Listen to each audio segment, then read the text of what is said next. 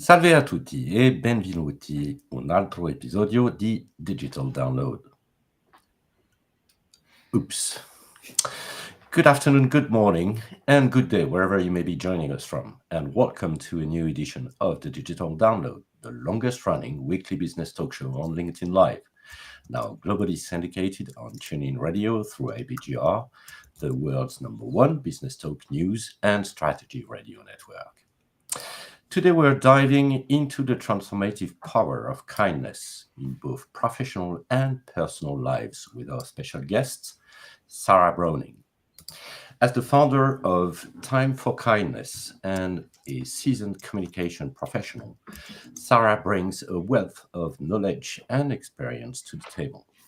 Her work with organizations and businesses to foster a culture of kindness has made a significant impact.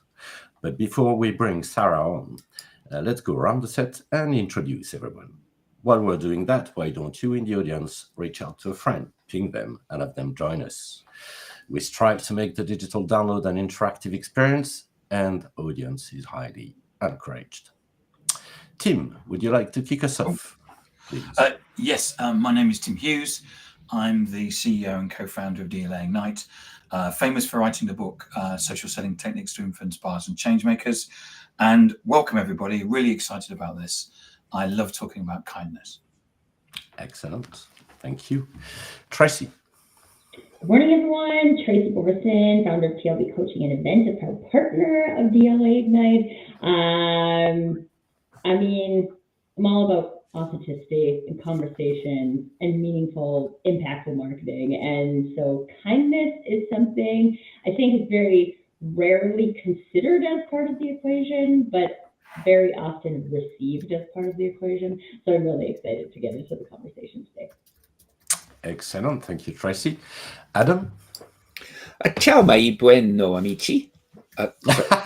Whoops. Hello, everybody. I'm Adam Gray. I'm co-founder of DLA Ignite and Tim's business partner. And this is going to be a really interesting conversation, I think. I think in my time of being in the workplace, we've seen a big shift from purely measurable pounds, shillings and pence, dollars output kind of view to a more holistic view of employees' well-being and health, and happiness always seems to have taken a back seat in that. And we ask the question, are you happy at work? But actually, how do we get to be happy at work? How do we get to be happy? How do we show happiness and kindness and really make work and society an inclusive place?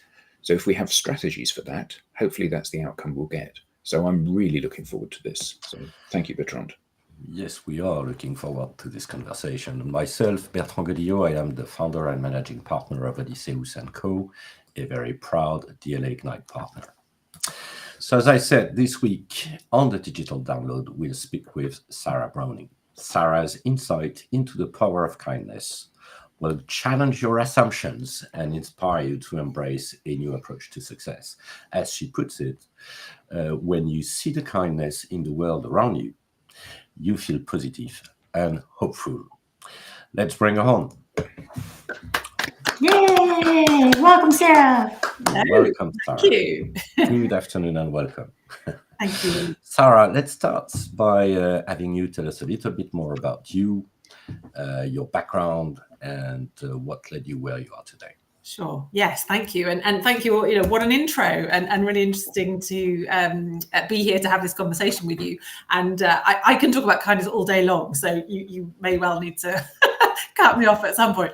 But yes, so I am a communications professional by profession, by training.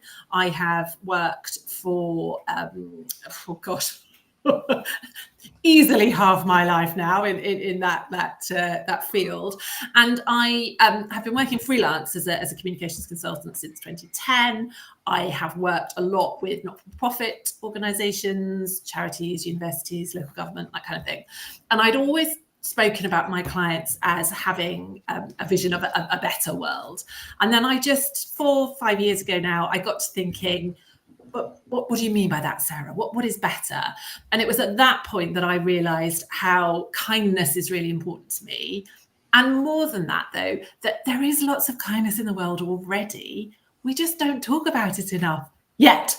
And when I had that realization, I thought, okay, fine. So what can I do about that? What do I bring to the party? And as a storyteller, that was kind of where I began. I thought, well, yeah, I can tell stories. I see kindness around me. I can tell these stories. I can share these real world examples. And the first year or so of the time, what has become Time for Kindness program, in all honesty, I was kind of playing at it. It was 2021. So I think, all bets were off, weren't they, for all of us at that point, and so on. But I spent the first year kind of sharing stories, and my then teenage daughter showed me how to use Instagram, and I put it on there and that kind of thing. And then actually I had somebody get in touch with me who said, I've seen what you're doing. It's absolutely amazing.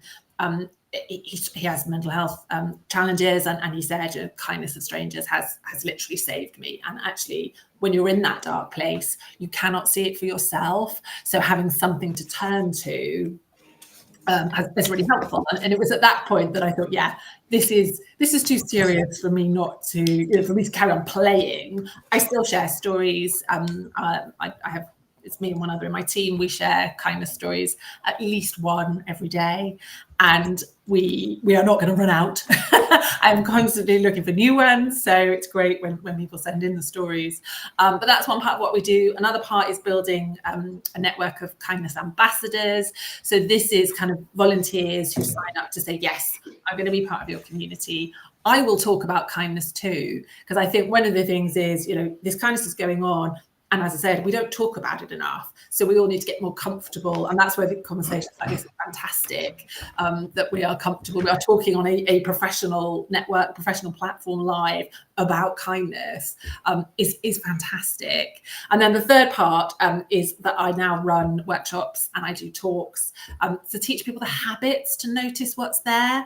Because what became apparent is that it comes fairly naturally to me, though not every day, I have to say.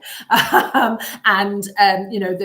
guess the kind of the world context of what I'm doing, it does make it more challenging sometimes to see kindness, because that's not always what we hear about first, or very rarely what we hear about first. So running these workshops and so on to teach people those habits when it doesn't come naturally to them has proven to be really powerful. And I literally have people contacting me saying, this is changing my life, this is changing my worldview. I think what's really important to just make clear right at the start as well is I'm not about toxic positivity. So I'm not saying the bad stuff doesn't happen. Let's just look at the good. What I'm saying is we need more balance. Clearly, there's some awful stuff that goes on, but that's not the only story. That's not the only story of our world and ourselves within it. So, if we can have more balance, then it's better for all of us. So Excellent. And you've got friends in the audience, by the way. Lovely, good.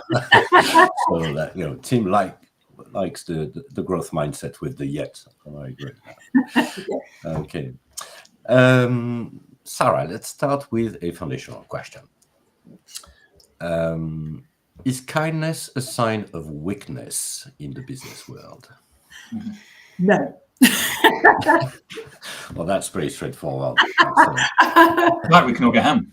Absolutely. I would love to what started that, because I know Adam kind of mentioned in his intro that there was this, I don't know if it was a focus on professionalism or what that made kindness seem like weakness. I don't know that as people receiving kindness, we've ever experienced that as weakness. So I'm curious, Sarah, if you have explored that in terms of what even led to that kind of narrative existing in the professional arena.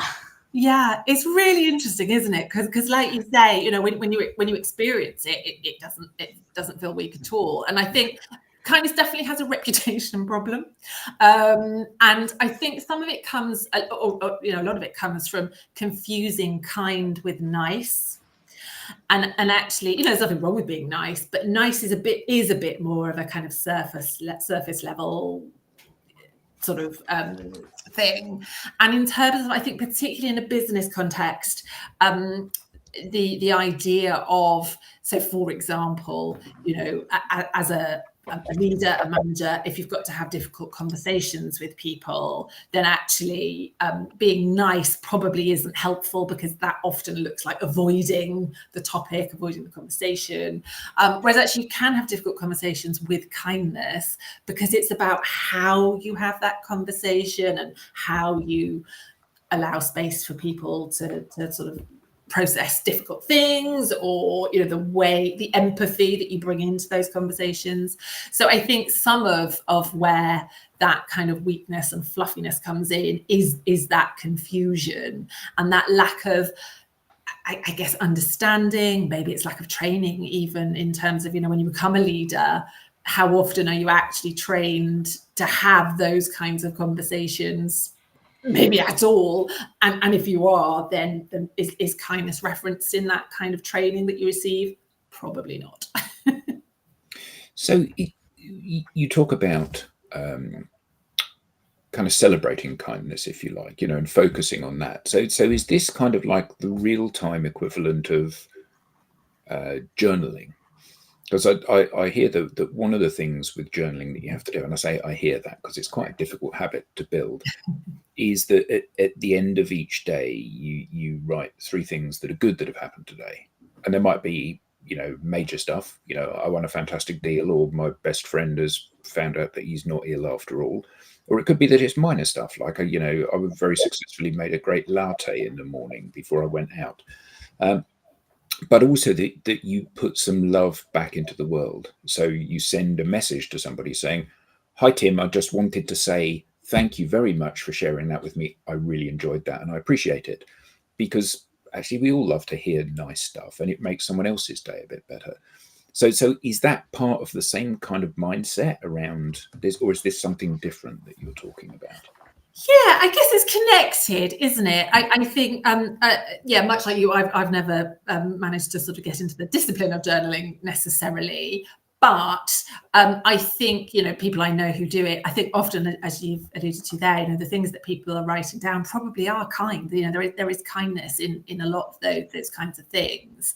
And it becomes a positive, virtuous circle, kind of upward spiral, because also what I'm finding through the work that I'm doing is that once you do start noticing kindness in the world, and it might be a very tiny thing, it might be, as you say, somebody smiling at a stranger in the street, or it could be a grand gesture, but there's a whole kind of range. Once you start noticing those things, and whether you journal it and write it down or not, or if it's more of a sort of in your head or whatever, you notice more and more of them. And I think I'm not a driver myself, but people tell me if they are planning to buy a red car, for example, suddenly you see red cars everywhere, and it's a very similar thing. Once you start noticing it. In the workshops I run, we have some really interesting conversations around what is kindness, what's the definition, and also the kind of what counts as kindness. And the reality is there is no single definition of kindness. There are a lot of similarities in definitions. So they're positive, they have an impact on yourself or someone else. Kindness is active as well, something usually happens. But there's no single definition. But then also the bit about what counts is fascinating, because people will say to me, but that's just good manners, or I was just doing my job. And actually my own view is it doesn't have to be either or. It can be good manners and kindness. You can be doing your job and it's doing it in a kind way. And my own feeling, and I guess this taps back in, Adam, to the mindset piece, is that actually if we sort of recognize that kindness and seeing kindness and thinking of something in those terms makes us feel better and makes us feel more positive, then why don't we call something kindness anyway? Why kind of get into that slightly pedantic, but it's just good manners? Actually, let's call it both. And then we get that positive feeling and that uplift and all the other stuff that comes from it. Well, and I think that is interesting, because when you think about the concept of good manners, a lot of what manners are built on is kindness. Okay? There's also some things that manners are built on that are weird, but like a lot of them are. I mean, I'm Canadian, right? So let's frame that. And we open doors and we apologize for things when we bump into people, and like that for us is manners. And I think a lot of times it's like intricately connected to kindness as well. But I would love to like hear a little more, Sarah, from this concept of like, we talked about mindset and like kind of the awareness and how we're paying attention to things, and how much of kindness is like your beingness versus the thing you do. Because if I use opening a door for someone as an example, right? Like that could be considered good manners. I can do that in a really angry way. And it may or may not be experienced by myself or someone else as kind. But like, I remember when I used to live in Vancouver, and there was this homeless gentleman who would open the door to the Shoppers Drug Mart for everybody who walked by. And it was just like such a exchange of kindness. And so I'd love to hear more about like the underlying beingness behind the doing, and what the relationship of that is with the experience of kindness. Yeah, it's I think the whole one of the things that I think is really interesting is there is a growing body of kind of academic research around kindness as well, which is kind of demonstrating the positive impact it has. And I think oh, hang on. I was going to go off on my own tangent for a minute there, which, you know, so in terms of that kind of impact it has on people, I think that it can be, again, some of that comes from your own life experiences, like you say. And I think one of the things that, and certainly one of the things that comes up that we sort of talk about in terms of when I do talks and so on, is that sometimes noticing kindness can be a sort of easy first step, or an easier first step into this kind of world of kindness, because clearly some people, you know, the experience of their life has meant that, you know, they are not able to show kindness or even to receive it, actually, sometimes because of, you know, things that have happened. But actually starting to notice what is going on around you in the world, it is a sort of first in to that. And I think also what's happened, and what I've heard from people who follow the stories that I share and so on, there are, you know, examples of people saying, "Oh, I do that. I just hadn't thought about it as kindness."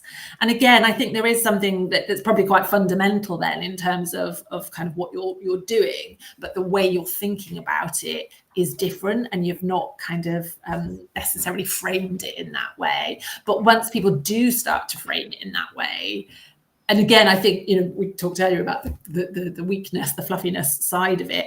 Perhaps people are shying away, and I have no academic backup for this at all. There might be research out there, but you know, perhaps they're shying away from it because they're thinking, "Oh, it is weak, it is fluffy.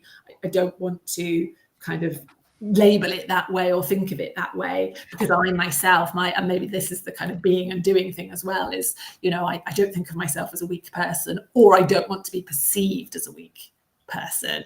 And again, I think as we get older, somewhere along the way, we seem to lose that kind of belief in the strength of kindness. So I've done some interesting things. I've run community events and things like that. I've been community events where I've had more of opportunity to talk to kids about kindness, and I'll be there like building my wall of kindness, collecting stories. And I'll say, I remember one little girl in particular sticks in my mind. She's probably about 8, something like that.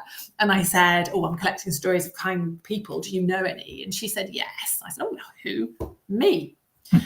And there was no, and she was right. You know, the example she then gave was some sort of playground incident, something that had happened, and it would just really struck me and has stayed with me, that sort of ownership that she had of being kind. And in fact, why shouldn't she? Well, you know, it's a kindness is something which has this positive impact on the giver, the receiver, and the witness. so it's a fantastic thing. Why do we get embarrassed about it, and where have we learned that? And I guess to some extent the work I'm doing is unlearning that, or helping people to unlearn some of that. Well, potentially though, the thing with kindness is that it rarely gives an immediate payback. So, I'm going to be nice to you. That makes your day better. It means that you have a better evening, which means that you're happier tomorrow, which means you come into work and you enjoy yourself. And, this is a strategic shift in how the person that is the recipient and indeed the giver of the happiness, kindness, it's a strategic change and it has long-term benefits. However, solving problems is a tactical short-term thing. So we're often drawn from the long-term benefit back to the short-term benefit. Well, that's all very well, but you did this wrong and we need to address that. And, I haven't got time for that. And I haven't got time for your nonsense. You need to get on and do this. And I think a lot of it is about where you choose to focus your attention. And I remember watching, it was an illustration of exactly this, that you see the things that you focus on. So it was a video of somebody panning around a room. And the question was, can you count how many red things there are on the shelves in the room? So as the camera slowly pans around, you go, there's a vase and there's a typewriter and there's a radio and there's a book and okay, I got 17 or whatever it was. And so I'm better than you. I got 17. But the question then is, how many green things were there in the room? And the answer is, well, I've no idea because I wasn't looking for them. Yeah. And that's the point, isn't it? The point is that if you are looking at the glass being half empty, you can't see the water in the glass. And that's very dangerous for everybody, isn't it?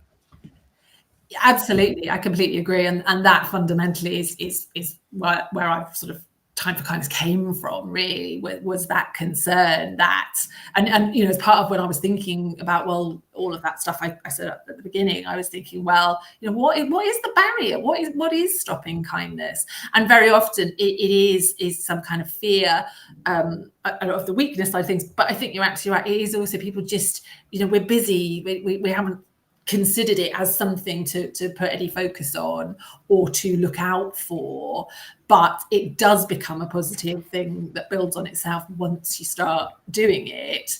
And I think what's interesting. So one of the stories that we had very early on sent into Time for Kindness was a story of a supermarket, a shopping mall rather. We don't call them malls here, do we? Shopping mall for you, Tracy. A shopping centre, and the doors, most of the doors were broken. There was only one set that were operational, and there was an older lady trying to come through with a little walker thing, and people were streaming in, and she couldn't get out. And then somebody, my friend, the person who sent in the story, did stop, and she did come out. And it would be really easy, and often a lot of people do focus on those that didn't stop. And then you get into that, well, of course, typical, no one stops these days. But someone did. And so if we choose to make, absolutely, it has to be, to start with, certainly a conscious choice, a conscious decision to switch our attention. But the more we practice it, the more it just becomes a habit that we notice that one person, and we are positive about that, and we build kind of from that base. But it does have to be, like I said, I think, if it doesn't come naturally to you, then there's a kind of conscious decision to start actively looking for those things, and they are there. There are so many examples out there. Once you start noticing, it's hard to stop. We have a comment from Ali, and that will raise a question on my side. Is kindness is of intelligence, and intelligence is of humility. So I certainly can't agree more. But the question is, can kindness be taught? Or is it something that is just inherent? Yeah, I think it's both. Can it be both? Is that a bit of a cop out? I don't know. I certainly think people can learn to. One of the things that I think is that we try to do with Time for Kindness and the stories that we share. As I said, we're not making any of them up. We're getting lots sent in. What we try to do is make sure that we have examples in lots of different areas and lots of different scenarios. So in workplaces, we get a lot coming from supermarkets, actually, public transport, friends, family. There's a real range. And what I don't focus on teaching people to be kind. That's not what I'm here to do. But I think it is a byproduct of the work that I do, because people, as I said earlier, there are people who are looking at it thinking, oh, I do that. I haven't thought about it as kindness. I will now. But there are also people who are thinking, oh, I could do that. I hadn't thought about that. That would be quite easy for me to replicate. So I think there's a definite potential for learning. And I think some of where that is coming from is when, a kind of a step before that is recognizing kind of what kindness is, why it matters, what difference it makes to you and the people around you. And then there's that sort of learning experience then to, we're all creative individuals at some level. We can all come up with ideas and ways of being kind.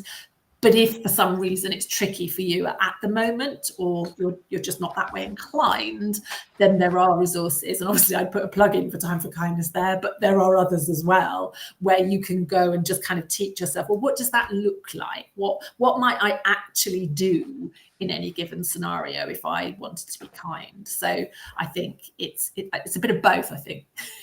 So I think it's just, how do you Sorry, go carve ahead. time out for this? Because an example that I try to be nice to people. That's what I try to do. So when I go to the supermarket and I get exceptional service from somebody, I ask to speak to the manager.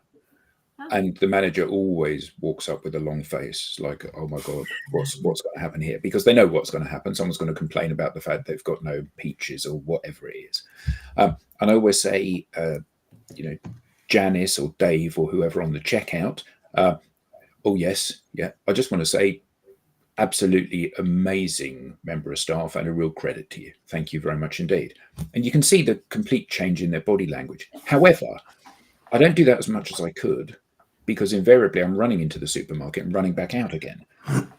So how can we consciously carve time out to do this stuff? Because for me to say, "Oh, thanks, Tim, I really appreciate that. It's very kind of you to say that," takes longer than me saying, "Cheers, Tim." And there's a big difference between the two. Even though these are words that get used every day, there's a big difference between how those land. So how can we make the time for that? Yeah, I think it's.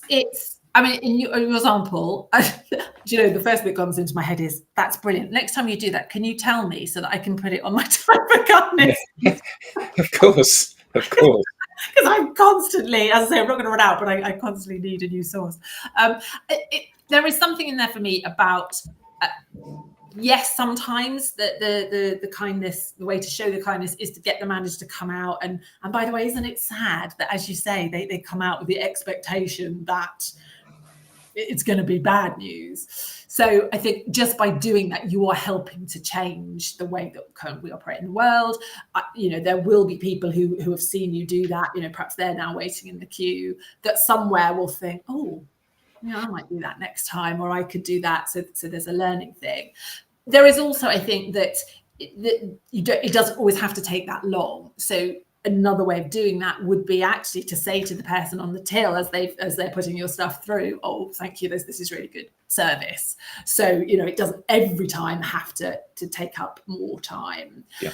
And I think you hit the nail on the head there as well when you said about the kind of consciously carving out time, because it doesn't necessarily take longer to say the longer thing rather than just "Cheers, Tim." But what it does take is I'm consciously going to say it differently. And again, we are very trainable. So the more we practice, the more we do that. And yes, it will take longer to start with. Then, but once you kind of get into the habit, and it will just become second nature. I think the other thing which is huge for me in a lot of this is that we do have this idea that quicker is always better. and we are always so constantly trying to do stuff. And maybe this comes back to your point, Tracy, about the kind of being and doing and so on, that we do need to make choices about what is most important, either here in this instance or in our lives generally. Actually, what is more important is one of the reasons that I believe kindness is powerful is because it connects us as human beings.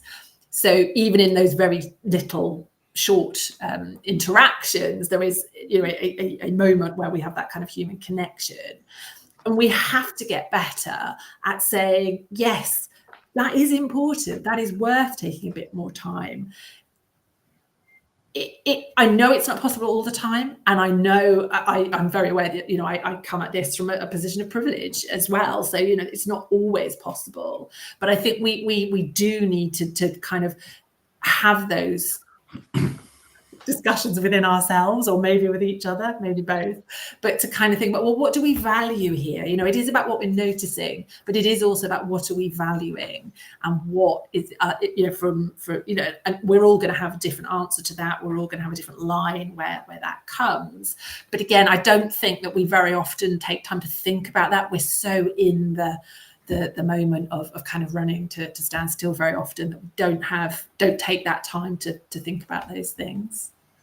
I'd love to share an example that's coming up for me, because we were with some friends at the swimming pool, and so yes, we're supervising children, so technically we're doing something, but my friend and I were just standing there chatting in the pool, and then this elderly lady was trying to get in, and she was clearly having a hard time and needed help if she was going to get in.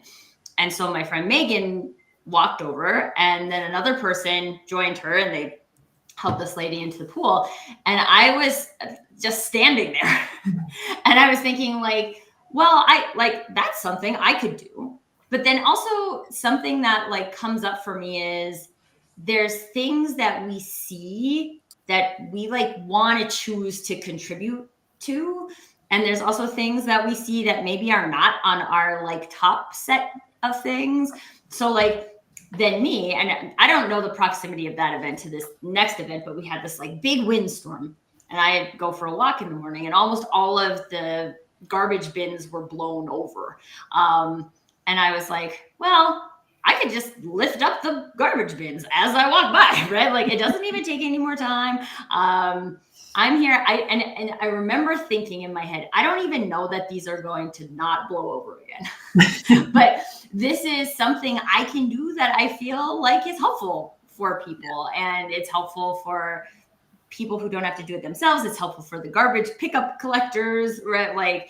And even if only one of them stands up, then but it was just something I saw. And I think we also get caught up in our brains in what we should do from a kindness perspective, or what we're quote unquote supposed to do. Everybody's supposed to pick up the garbage. Everybody's supposed to help the elderly. Everybody's supposed to say thank you every time they get a really good customer experience.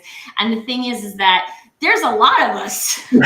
So if we were all doing the thing that we were drawn to do from a kindness perspective, then that's a lot of kindness. Yeah.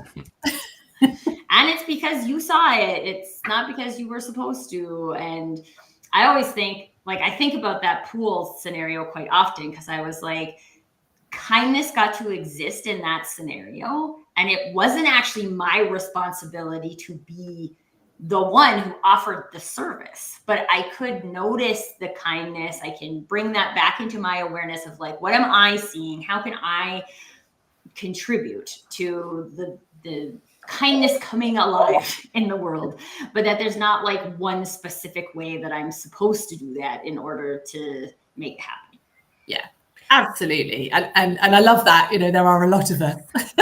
Because you're right, it's again, it's that kind of community connection kind of thing. We don't all have to do all the things. Right? And so, yeah,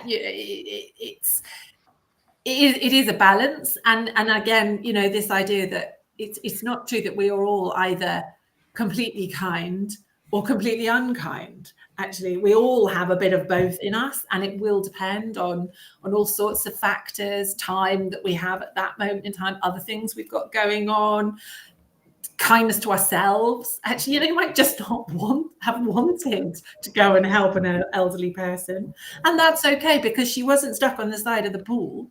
You saw that somebody was being kind, or some people were being kind, and the end result was she got to do what she wanted to. So I think we need to try and avoid getting ourselves so tied up in our heads with it that, as you say, kind of nothing happens. And there is that, coming back to the conversation that sometimes comes up about what counts as kindness. One of the things that people will say to me is, these kind of social media influencers who are, filming themselves giving money to a homeless person or doing something like that. Is that really kindness? Does that count? And there is definitely a line somewhere. and for me, I think it's about the kind of intent and or cynicism that comes into it.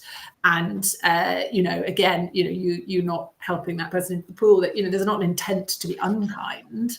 It's just an observation of a situation. So yeah, I think we kind of need to give ourselves a bit of a break sometimes, because actually being kind to ourselves is also important.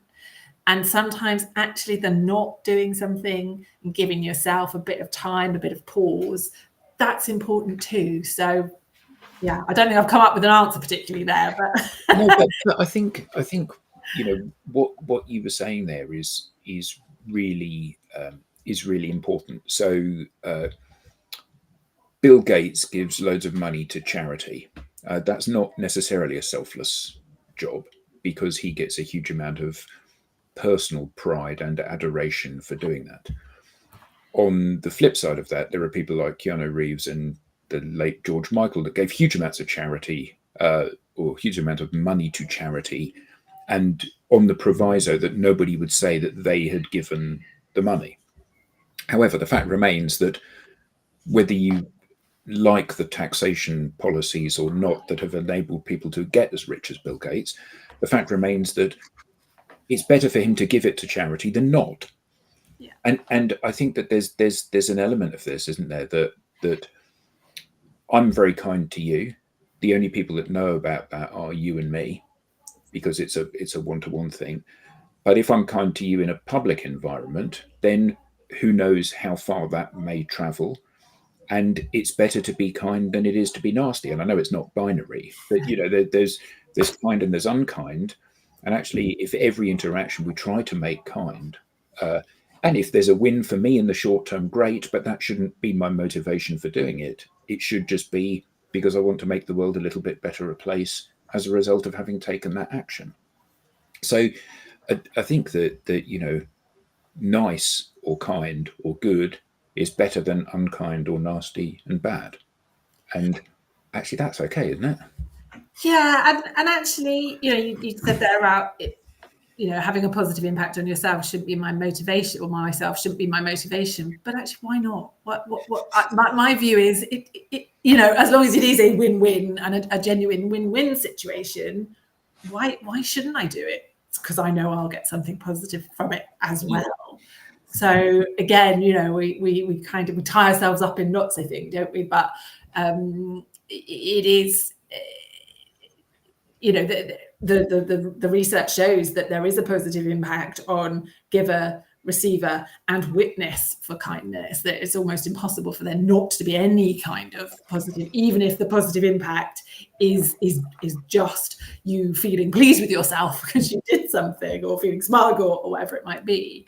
And so that's okay.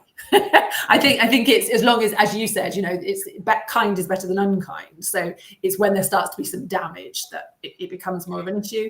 And again, that's not binary or black and white to see either. No, but there's also the legacy, isn't there? So if we come back to the person working on the checkout at the supermarket again, and I say to your manager, I dealt with Sarah, she's absolutely fantastic. That's great. And maybe the manager says, well, she got another commendation, so she gets another £10 to spend in store on her shopping or whatever. It may be that I say it direct to you, and you feel pleased about the fact that you put a little bit of extra effort into our interaction. Maybe the people around hear that. But I think if you're nice in your interaction and I punish you for that, don't you dare speak to me, you're less likely to do it again. And that makes the world a worse place. If, however, I reward you for it, it maybe will make you do it again, or it maybe will just not be a disincentive to you doing it again. And I think a lot of this, you said at the beginning about how you want every interaction to be a kind one, and it's not there yet. And Kim commented on that, saying yet being the positive bit. And actually, if all of us are just mindful of this at every one of our interactions, can I say this in the way that makes me feel best, or can I say this in the way that makes us feel best? Actually, that's a pretty good viewpoint to go into things with, isn't it? Yeah, and actually the yet bit for me is about kindness is already happening a lot, and we don't talk about it enough yet. And I think once we do, then we will get more into what you're saying there in terms of us all becoming more kind of aware of what is already happening, And I think that is another thing where people get a bit kind of reticent about it, a bit kind of held back because they think, oh, well, if I'm, all I'm hearing is negativity and so on. And in fact, a good sort of area that I think it illustrates this particularly is around leadership and the stories that we hear certainly at the moment. But I think more long term, this has always been the case. The leaders we hear about very often tend to be the kind of what I call the scary monster model of leadership. And therefore, anyone who is coming into leadership in particular, or who wants to lead in a different way, I worry that it becomes, it perpetuates itself because they look around and think, well, so how do I be a leader? How do I succeed as a leader? And if the stories they're hearing about what they can see are those negative types, then either they're going to think, oh, well, that's how you do it. So I will have to push aside my natural affinity with being kind and treating people well, or they will go, leadership not for me then, and we lose those people. Whereas there are lots of leaders, and I know this because I am going to be launching a campaign in a month or two where I'm going to share stories specifically of kind leaders, because I want to show those examples, show that they are there, and I am getting people sending examples in. I'm also getting people saying to me, oh, I can't think of any. I haven't worked for a kind leader. So don't get me wrong, again, there are plenty of leaders who are not doing it with kindness, but those examples are there, and we need to talk about them more to inspire others and to encourage others, I think, as well, because I'm even this, well, who knows with the scary monsters, but I mean, even the ones who aren't leading with kindness, it may well, they're not going to be uniformly unkind people. But there is a sort of narrative we have around how to lead that means that they think, okay, well, maybe they're kind in their private life and then they're different at work, and obviously that's a whole bigger question as well. But I've met many leaders, Sarah, who were starting tough conversations with that really outstanding sentence: "It's not personal." Of course it is personal. And back to the comment you were making on cynicism, I think the question is really, and also back to what you were just saying, how can you create as a leader a culture of kindness in your organization? Is it, do you have in your practice examples of ways forward?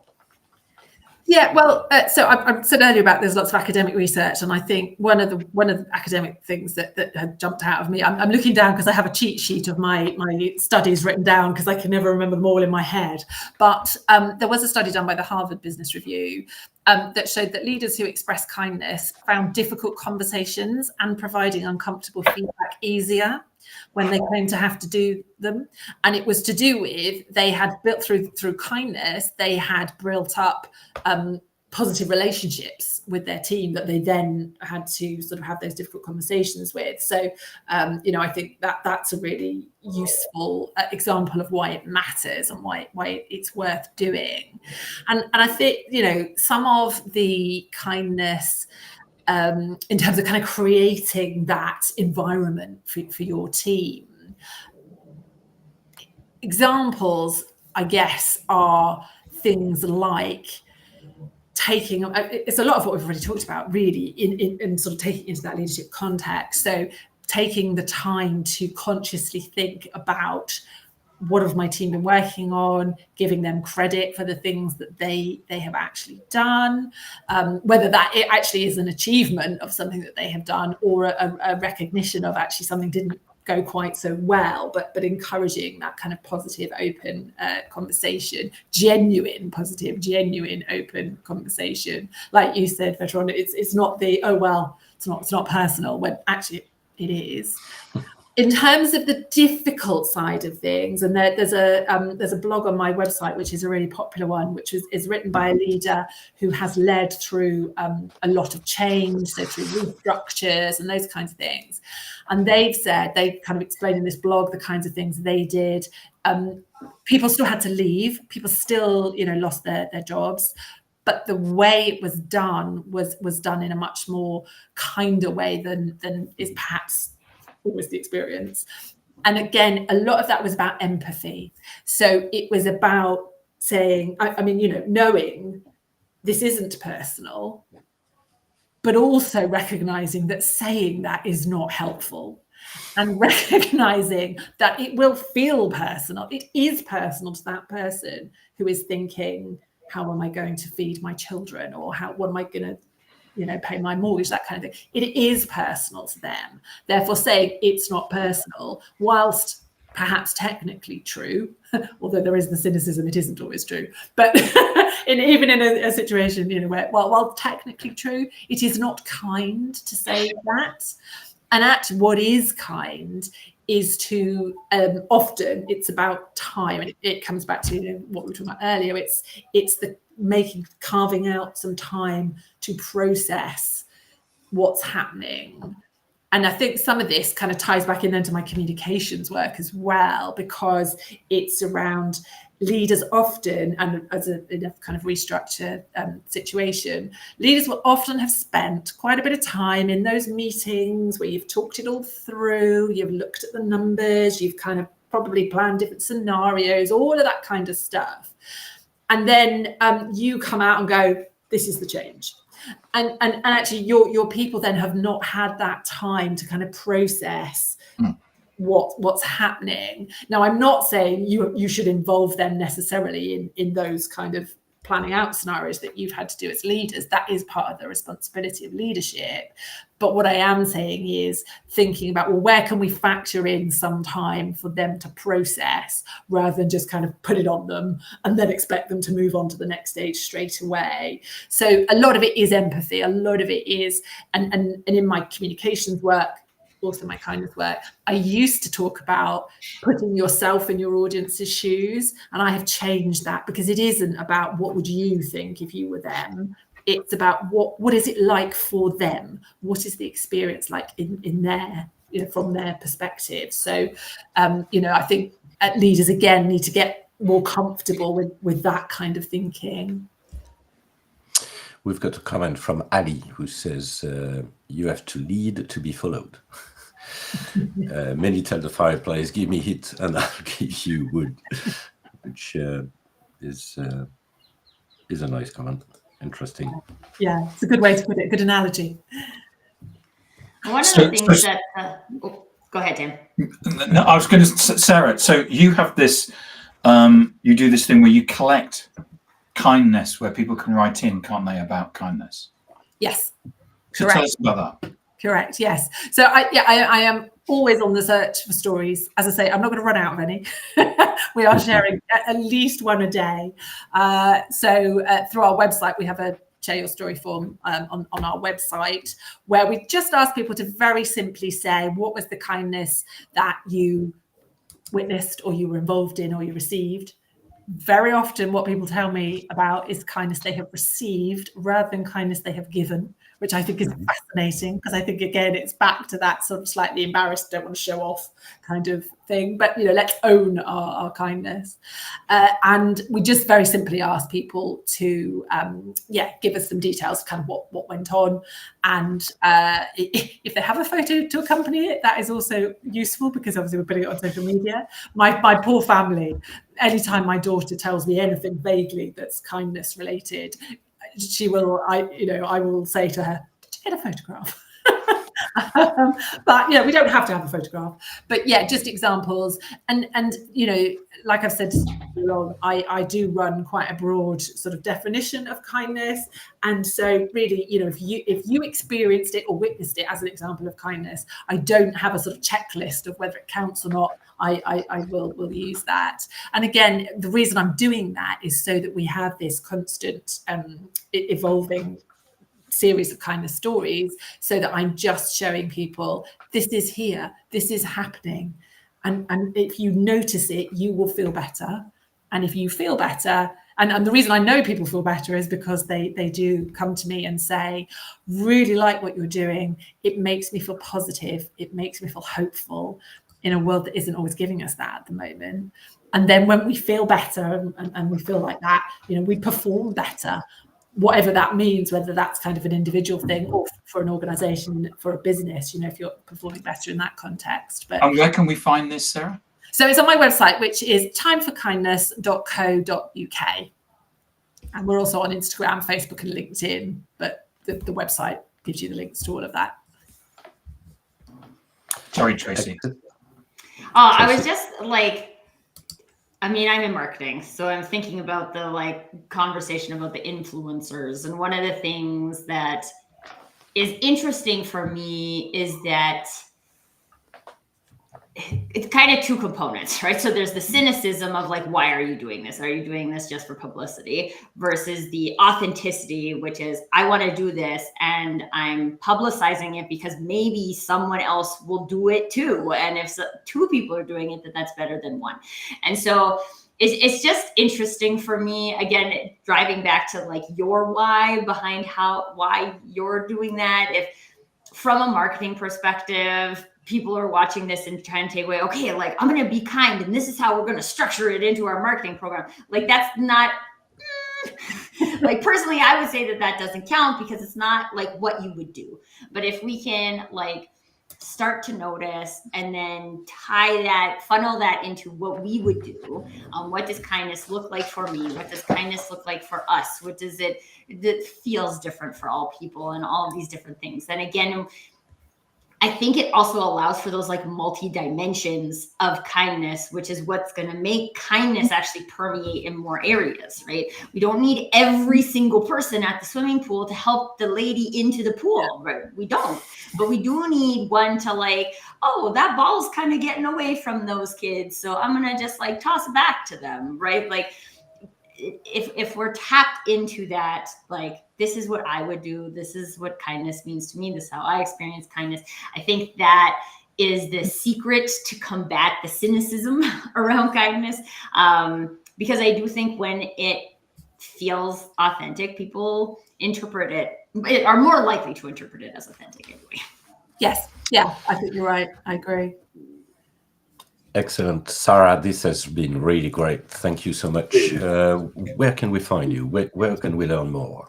Yes. So the website is timeforkindness.co.uk, and that has the links through to our social media. It has stories, it has blogs, all of that stuff. And I personally, Sarah Browning, I'm on LinkedIn. So come along and follow me there. I talk about a mixture of kindness and communication. It's all about connecting human beings. So I do enjoy connecting with people. So please do. Excellent. Perfect. Thank you so much. We now have a newsletter. Don't miss an episode. Get the show highlights, inside the behind the show insights, and reminders of upcoming episodes. You may scan the QR code on screen or visit us at digitaldownload.live/newsletter. On behalf of the panelists and to our guest, Sarah, and to our audience, thank you all, and see you next time. Thank you for having me. Thanks, Sarah. Bye. Thank you. Oops.